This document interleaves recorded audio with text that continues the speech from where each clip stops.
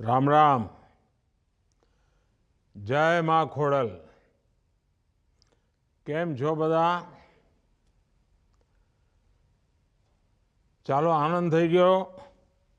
આમ તો મારે રૂબરૂ આવવું જોઈએ, પણ તમે જાણો છો બધી દોડધૂપ, એટલે આજે ટેકનોલોજીનો ઉપયોગ કરીને તમારી વચ્ચે આવી રહ્યો છું। आज के इस विशेष अवसर पर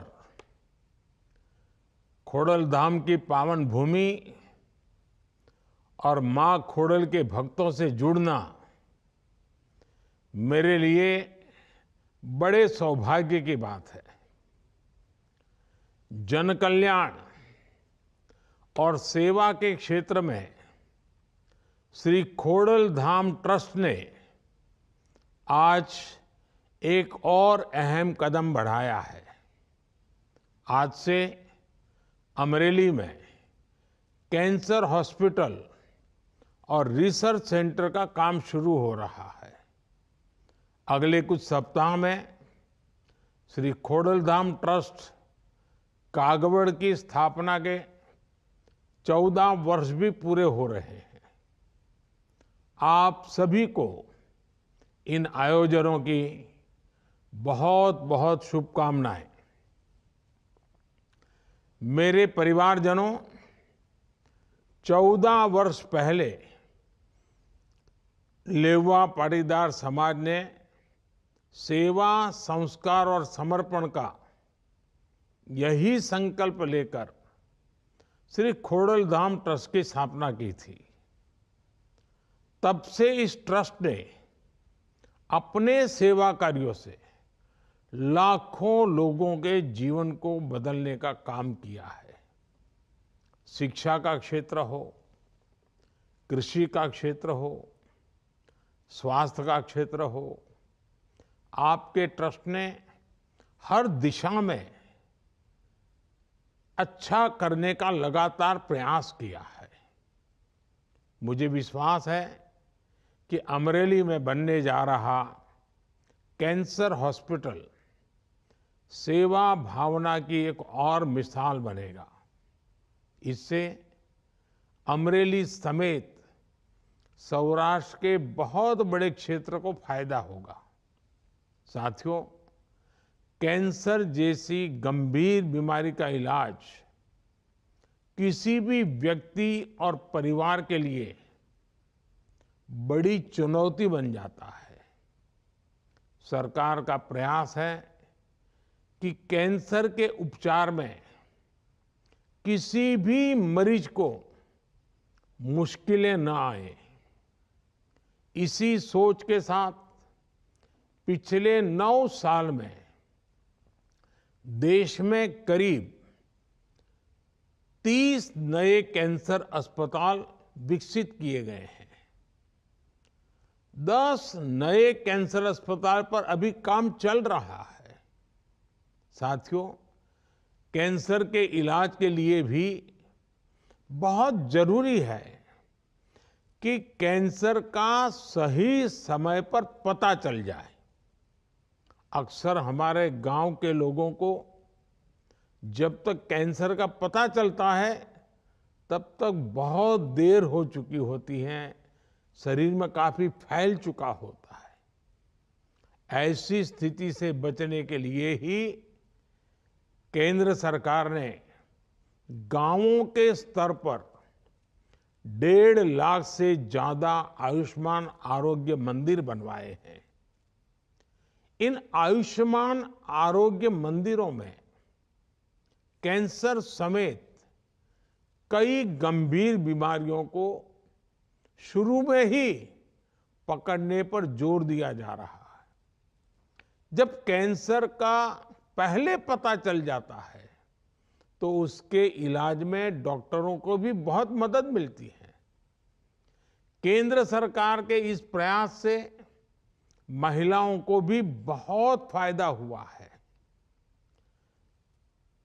सर्वाइकल कैंसर हो, ब्रेस्ट कैंसर हो, इसकी शुरुआती जांच में आयुष्मान आरोग्य मंदिर अहम भूमिका निभा रहे हैं। साथियों, पिछले 20 वर्षों में गुजरात ने स्वास्थ्य के क्षेत्र में अभूतपूर्व प्रगति की है। आज गुजरात भारत का बड़ा मेडिकल हब बन रहा है। 2002 तक गुजरात में सिर्फ 11 मेडिकल कॉलेज थे। आज उनकी संख्या बढ़कर 40 हो गई है। 20 सालों में यहां एमबीबीएस सीटों की संख्या बढ़कर करीब 5 गुना हुई है। पीजी सीटों की संख्या में भी करीब 3 गुना बढ़ोतरी हुई है। अब तो अपने राजकोट में एम्स भी है। 2002 तक गुजरात में सिर्फ 13 फार्मेसी कॉलेज थे। आज उनकी संख्या 100 के आसपास हो गई है। 20 वर्षों में डिप्लोमा फार्मेसी कॉलेजों की संख्या भी 6 से बढ़कर 30 के आसपास पहुंच गई है।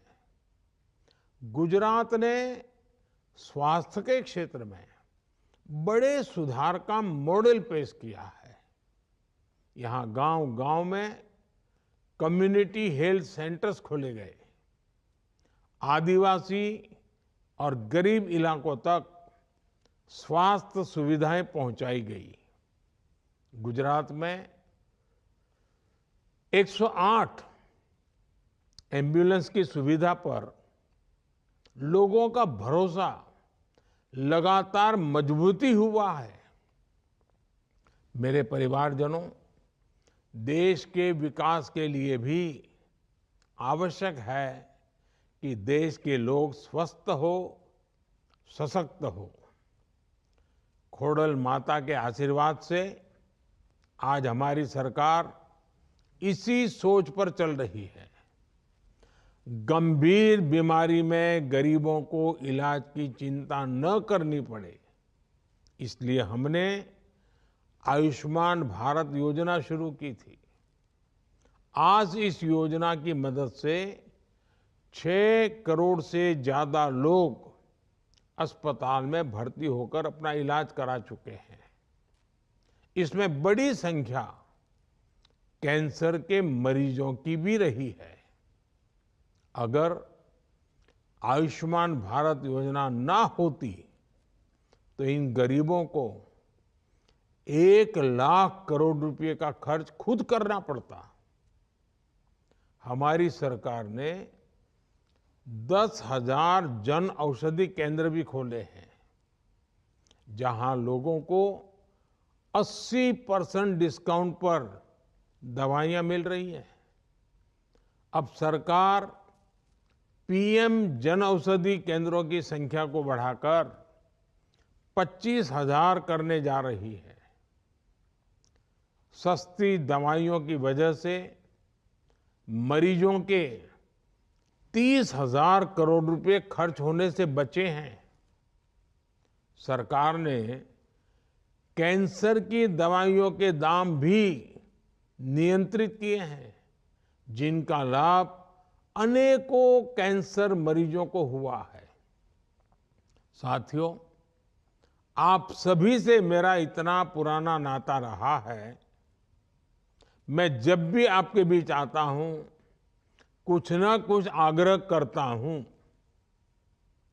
आज भी मैं आपके सामने अपने आग्रह दोहराना चाहता हूं।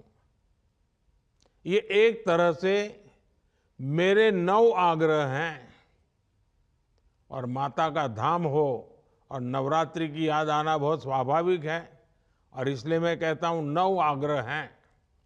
मैं जानता हूं कि आप इनमें से कई क्षेत्रों में पहले से बहुत कुछ कर रहे हैं, लेकिन आपके लिए, आपकी युवा पीढ़ी के लिए मैं ये 9 आग्रह दोहरा रहा हूं। पहला, पानी की बूंद बूंद बचाइए और जल संरक्षण के लिए ज्यादा से ज्यादा लोगों को जागरूक करिए। दूसरा, गांव-गांव जाकर लोगों को डिजिटल लेन-देन के प्रति जागरूक करिए।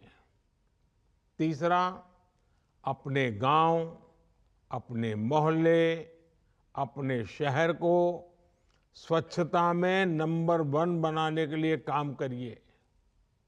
चौथा, जितना हो सके आप लोकल को, स्थानीय प्रोडक्ट्स को प्रमोट करिए।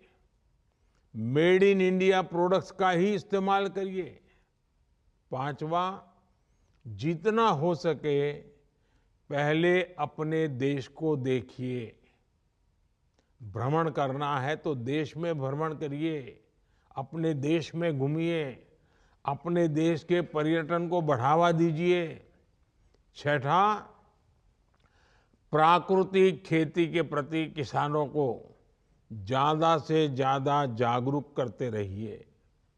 मेरा 7वां आग्रह है, मिलेट्स को, श्री अन्न को, हमारे यहाँ जो बाजरा और ज्वार खाते हैं ना, श्री अन्न को अपने जीवन में शामिल करिए। इसका खूब प्रचार प्रसार करिए। मेरा 8वां आग्रह है, फिटनेस, योग हो, स्पोर्ट्स हो, उसे भी अपने जीवन का अभिन्न हिस्सा बनाइए। मेरा 9वां आग्रह है, और ये मैं मानता हूं कि हमारी नई पीढ़ी को ध्यान में रखते हुए आप सब से मेरा ज्यादा आग्रह है, किसी भी तरह की ड्रग्स और नशे की लत से बिल्कुल दूर रहिए। अपनी युवा बच्चों को बचाइए, इन्हें अपने जीवन से दूर रखिए। साथियों, मुझे विश्वास है आप सब अपने हर दायित्व को पूरी निष्ठा और सामर्थ्य से पूरा कर सकते हैं और करते रहेंगे। अमरेली में बनने जा रहा कैंसर हॉस्पिटल भी सर्व समाज के कल्याण का उदाहरण बनेगा।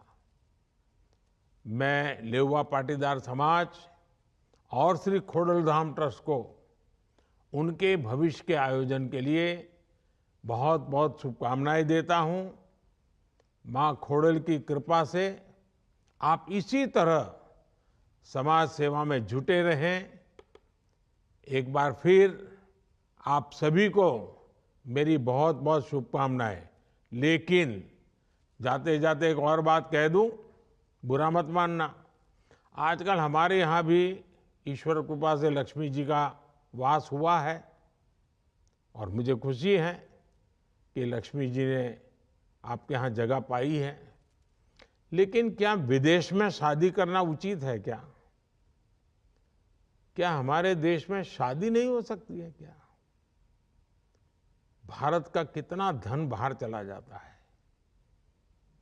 आप भी एक वातावरण बनाइए कि विदेशों में जाकर के अब ये शादी की बीमारी आ रही है ना, वो हमारे समाज में नहीं आनी चाहिए। अरे मां खोडल के चरणों में शादी क्यों न हो? और इसलिए मैं तो कहता हूं, वेड इन इंडिया, शादी हिंदुस्तान में करो। मेड इन इंडिया, वैसे वेड इन इंडिया। खैर, आप सब परिवारजन हैं तो बातें करने का मन कर जाता है, लंबी बात नहीं करता हूं। आप सबको बहुत बहुत शुभकामनाएं, धन्यवाद।